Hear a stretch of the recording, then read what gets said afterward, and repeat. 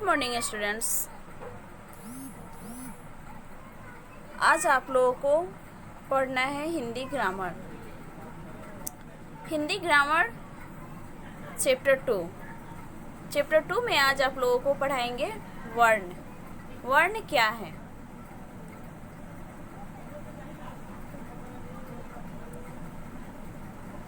तो बच्चों, जब हम किसी नाम को बोलते हैं तो हमारे मुख से कुछ ध्वनियाँ निकलती हैं। जैसे में यहाँ आप चित्र देखो, तारा का चित्र बना हुआ है और नीचे क्या लिखा गया है? तारा। जब हम बोलते हैं तारा तो हमारे मुख से कुछ ध्वनियाँ निकल रही है। कितने ध्वनि निकल रही है? 4। ता अर्थात त जोड़ आ, ता जोड़ र जोड़ आ, रा।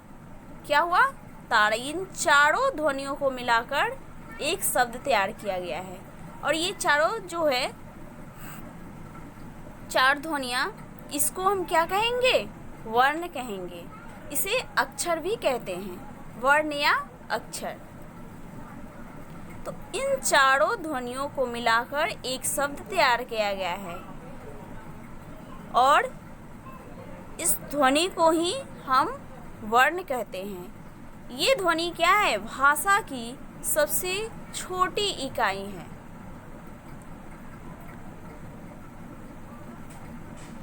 जब हम कुछ बोलेंगे,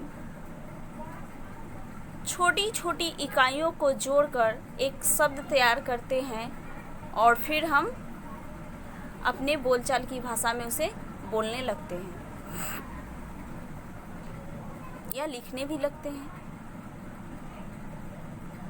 तो भाषा की सबसे छोटी इकाई वर्ण कहलाती है। इनका कोई खंड या टुकड़ा नहीं किया जा सकता है। तारा एक शब्द है जिसको हम खंड कर सकते हैं, अलग अलग वर्ण में बांट सकते हैं इसको, लेकिन इस वर्ण का कोई खंड नहीं हो सकता। तो आप लोग वर्ण समझ गए? वर्ण किसे कहते हैं? भाषा की सबसे छोटी इकाई को वर्ण कहते हैं। इसका कोई टुकड़े नहीं किए जा सकते। अब बताओ, वर्ण कितने प्रकार के होते हैं? वर्ण 3 प्रकार के होते हैं। वर्ण को 3 भागों में बांटा गया है। देखो यहाँ, वर्ण को 3 भागों में बांटा गया है। नंबर 1 आता है स्वर वर्ण, दूसरा नंबर आयोगवाह वर्ण और तीसरा नंबर व्यंजन वर्ण।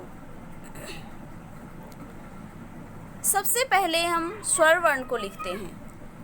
और स्वर वर्ण क्या है? आप लोग स्वर वर्ण पढ़े हैं। आज हम आप लोगों को इसका परिभाषा बताते हैं। जो वर्ण बिना किसी अन्य ध्वनि की सहायता से बोले जाते हैं वे स्वर कहलाते हैं। हिंदी में स्वर वर्ण की संख्या 11 होती है। 11 कौन कौन होते हैं? अ, आ, ह्रस्वी, दीर्घी, इसे हम छोटी ई और बड़ी ई भी कहते हैं। ह्रस्व उ, दीर्घ उ, री, ए, ओ, औ। ये 11 जो है ये स्वर वर्ण है। दूसरा है आयोगवाह वर्ण। आयोगवाह वर्ण क्या है?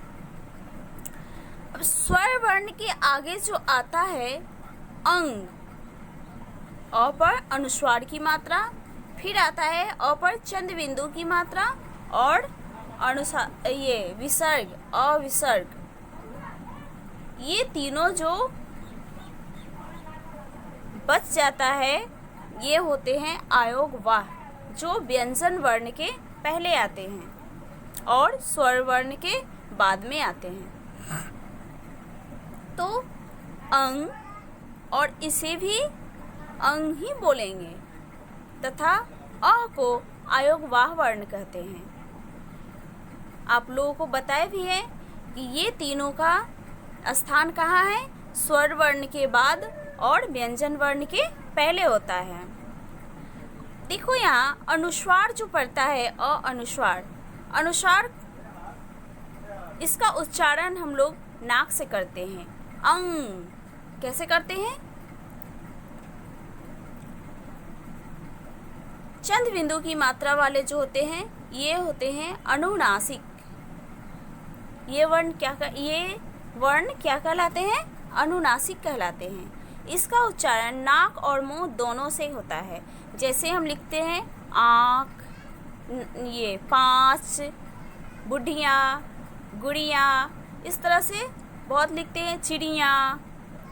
इन सब पर क्या चंद बिंदु की मात्रा पड़ती है, तो इनका उच्चारण जैसे ही चंद बिंदु की मात्रा जहाँ पर आता है वहाँ हम इनका उच्चारण नाक और मुंह दोनों को एक साथ करते हैं।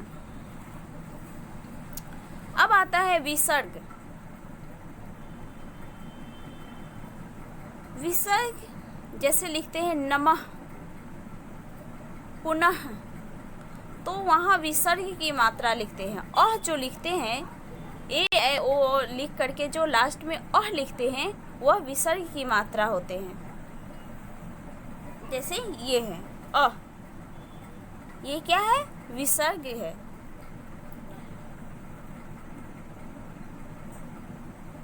जब हम शब्द बनाते हैं तो इसका उपयोग हम कब करते हैं? व्यंजन वर्ण के बाद करते हैं। जैसे लिखते हैं नमः, आप लोगों के यहाँ है नमः लिखा गया है, तो व्यंजन वर्ण लिखा गया, इसके बाद हम इसका उपयोग करते हैं।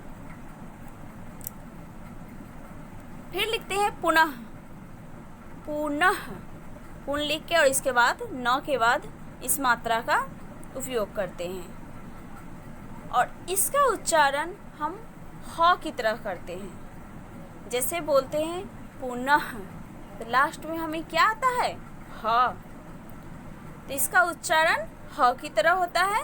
आप लोग ये समझ गए अनुस्वार क्या होता है, अनुनासिक क्या होता है और विसर्ग क्या होता है। अब आते हैं व्यंजन वर्ण क्या है। व्यंजन वर्ण किसे कहते हैं? तो बच्चों जो वर्ण स्वर वर्ण की सहायता से बोले जाते हैं वो व्यंजन वर्ण कहलाते हैं, क्योंकि जब तक हम स्वर वर्ण की सहायता नहीं लेंगे तब तक हमारा व्यंजन वर्ण पूरा नहीं होगा। व्यंजन वर्ण को हम स्वर वर्ण की सहायता से ही बोल देंगे। तो ये क्या हो गया? जो वर्ण स्वर की सहायता से बोले जाते हैं वे व्यंजन वर्ण कहलाते हैं। अब हिंदी में व्यंजन वर्ण की संख्या कितने होते हैं? 33 होते हैं।